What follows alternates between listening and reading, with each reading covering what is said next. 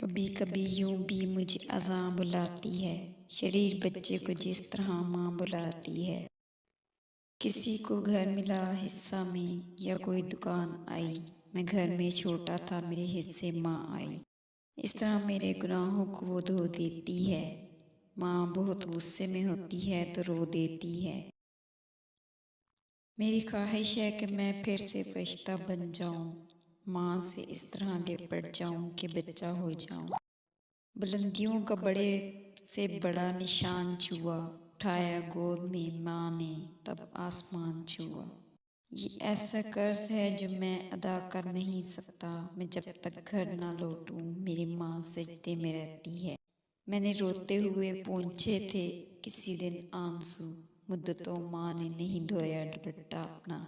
मुख्तसर होते हुए भी जिंदगी बढ़ जाएगी, माँ की आंखें चूम लूं रोशनी बढ़ जाएगी। तेरे दामन में सितारे हैं तो होंगे ए फलक, मुझको मेरी माँ की मैली ओढ़नी अच्छी लगी। खुदा ने ये सिफ्त दुनिया को हर औरत को बख्शी कि वो पागल भी हो जाए तो बेटे याद रहे।